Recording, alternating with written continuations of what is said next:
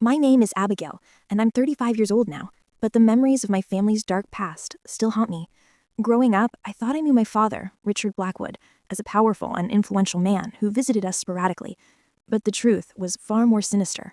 He was a master manipulator, using his wealth and status to control those around him. My mother, Rory, was just a teenager when he married her in secret, and their relationship would set off a chain of events that would forever alter the course of our lives. As I reflect on the past, I realize that my family's story is one of love, betrayal, and survival.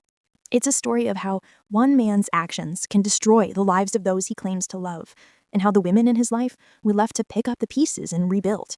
My story is one of resilience and determination. My grandfather, Arthur MacDonald, was a man of unwavering loyalty and integrity. He worked as a bookkeeper and right-hand man for Richard Blackwood, a wealthy estate owner in Nova Scotia. Their relationship was built on trust and mutual respect, with Grandpa Arthur regarding Rich as a brother. Over the years, Rich had become more than just an employer to Grandpa Arthur. He was a confidant, a mentor, and a friend.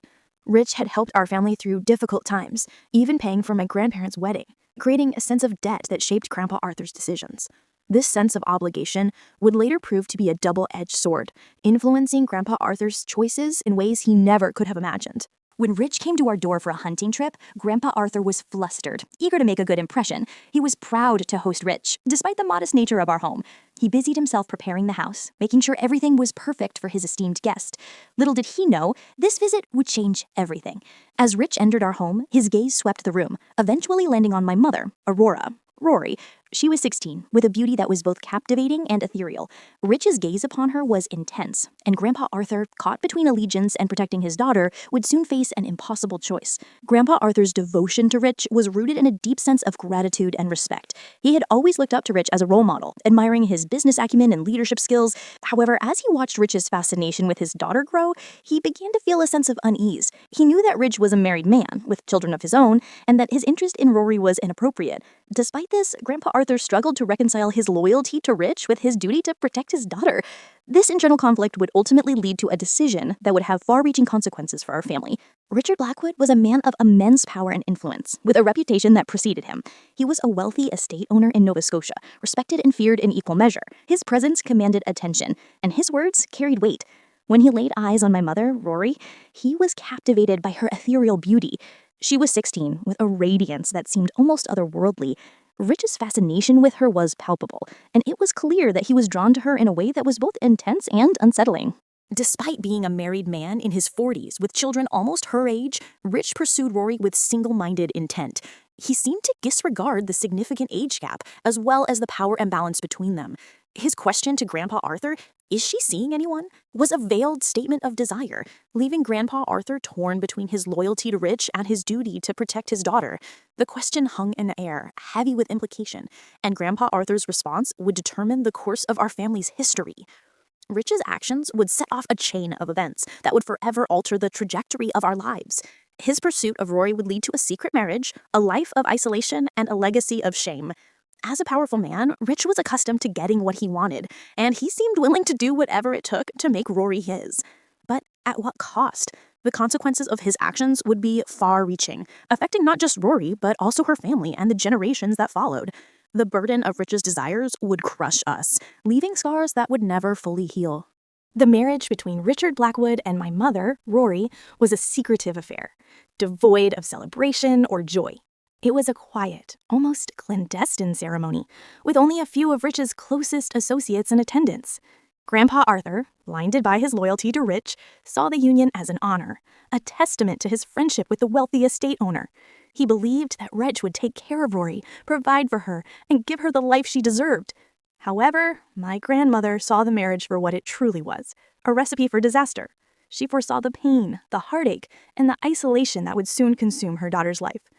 Rory, just a teenager, was thrust into a world of isolation, visited sporadically by her husband. Rich would come to see her, stay for a while, and then leave, leaving her to navigate the emptiness of her new life. This arrangement would lead to the birth of 3 children: me, Abigail, Quinn, and Zoe, who would grow up in the shadows, bearing the weight of being a secret family. We lived in a beautiful house, but it was a gilded cage, a prison that kept us hidden from the world. Our father's visits were infrequent, and his absence was felt deeply. We were forced to live a life of secrecy, never able to acknowledge our true relationship to Rich or claim the Blackwood name as our own. As children, we struggled to understand why our family was different. We saw other families, happy and whole, with fathers who loved and cared for their children openly. We longed for that kind of love and acceptance, but it was denied to us. Instead, we were forced to live in the shadows. Our existence a mere whisper, a secret kept hidden from the world. Growing up as children of Richard Blackwood was a complex experience, filled with contradictions and unanswered questions. We lived a comfortable, middle-class life with all the material comforts we could ever need. However, our existence was marked by silence and secrecy. We knew our father was a powerful man who visited us and brought gifts, but we also knew we were not part of his real family. The Blackwood name carried weight, but for us it was a double-edged sword. On one hand, it opened doors and provided us with opportunities that others could only dream of. On the other hand, it was a constant reminder of our illegitimacy, a painful truth that we were not good enough to be acknowledged as his true children. We lived in the shadow of his legitimate family, who resided in a mansion in Montreal, enjoying the status and adoration that came with the name. We would catch glimpses of them through the media, seeing their smiling faces and reading about their philanthropic efforts. It was a bittersweet feeling knowing that we shared a father with them, but we're not part of their world. Our lives were a carefully kept secret, hidden from the public eye and even from our friends and acquaintances. We were forced to navigate this complex web of secrecy, always mindful of the potential consequences of our true identity being revealed. As children, we struggled to understand why we were treated differently. We would ask our mother questions about our father, but she would brush them off, telling us that it was complicated. We sensed that there was more to the story, but we were too young to fully comprehend the intricacies of adult relationships. As we grew older, the silence and secrecy began to take its toll. We felt like outsiders, looking in on a world that was denied to us. The charade of our secret family life fell apart when Grandpa Arthur inadvertently revealed the truth about Quinn being Rich's son. The news spread like wildfire, and before long, Rich's wife's family descended upon him, demanding he disown us. They were furious, threatening to cut him off from the family fortune and legacy if he didn't comply. Rich, trapped by his own circumstances, was forced to make a choice. He chose to prioritize his legitimate family, signing over his estate to them in a desperate attempt to salvage his reputation and secure his legacy. In a heart-wrenching betrayal, Rich promised my mother and Grandpa Arthur that he had other assets hidden away for our benefit. He assured them that we would be taken care of, that his love for us would endure even after his death. But it was a lie, a final deception designed to placate us until it was too late. When he died, we discovered the devastating truth. We were disinherited, left with nothing. The revelation was crushing, a brutal reminder that we were nothing more than pawns in Rich's game of power and privilege. The consequences were devastating, with our lives turned upside down. My mother was heartbroken, her trust crushed by Rich's duplicity. Grandpa Arthur was consumed by guilt and regret, his loyalty to Rich having ultimately led to our downfall. Quinn, who had always struggled with his identity, was particularly affected, feeling abandoned and unloved by the father he had never really known. As for me, I was left to pick up the pieces, trying to make sense of the chaos that had been unleashed upon us. The fallout from Rich's betrayal was brutal, unleashing a torrent of pain and suffering that would forever change the course of our lives. Quinn, who had always struggled with his identity, was consumed by rage and a sense of injustice. He felt abandoned and unloved by the father who had never acknowledged him, and the weight of carrying the Blackwood name became too much to bear. Eventually, he left home, determined to build a life free from the shame of being a disinherited Blackwood. My mother, who had given everything to Rich and our family, wilted under the stress and heartbreak. Her health began to deteriorate, and despite our best efforts to care for her, she succumbed to cancer. Her passing was a devastating blow, leaving a gaping hole in our lives that could never be filled. Zoe's life was also cut short in a tragic turn of events, dying in childbirth and leaving behind 3 orphaned children. Her death was a senseless tragedy, a reminder of the fragility of life and the cruel hand of fate. As for me, I was left to pick up the pieces, trying to make sense of the chaos that had been unleashed upon us. I became a teacher, finding stability in a chaotic world and trying to create a sense of normalcy amidst the turmoil. But the pain and grief lingered, a constant reminder of the cost of carrying the Blackwood name. I struggled to reconcile the love and loyalty I had for my family with the shame and anger I felt towards Rich. It was a heavy burden to bear, one that would take years to process and heal from. In the face of adversity, I found a way to survive.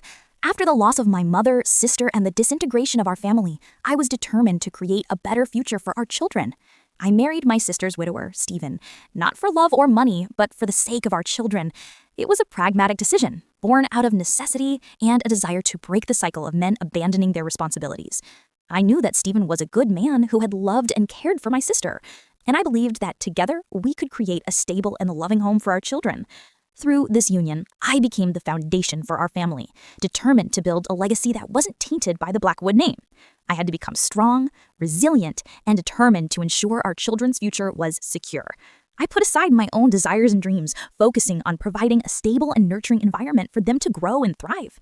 It wasn't easy, but I was driven by a sense of purpose and responsibility. As I navigated this new chapter in my life, I realized that I had the power to create a different legacy, one that was built on love, hard work, and dedication. I poured my heart and soul into our family, working tirelessly to ensure that our children had every opportunity to succeed. And as they grew and flourished, I knew that I had made the right decision. I had broken the cycle of pain and suffering that had defined our family's past, and I had created a brighter future for those I loved. The kids are grown now. They call me Mom. Stephen and we have an understanding, a partnership built on shared trauma, not passion. I often look at my children and my sister's children and wonder what my life would have been like if my grandfather had said no, if my father had been a brave man, if we had just been a normal family with a normal name. I'm not Blackwood. I never got a dime, but I carry the weight of that name every day. I became the inheritance I was denied, the stability, the love, the protection. I had to provide what he never could. Was it worth it? For them, yes. For me, I don't know. I'm still answering that question every single day. This is a story about the price of silence, or some debts are meant to be broken, or the richest inheritance is the one you build yourself. This story is a reminder that wealth isn't just money. It's security, it's name, it's legacy. And when it's stolen from you, you have to build your own. Thanks for listening. I'd love to hear your thoughts in the comments.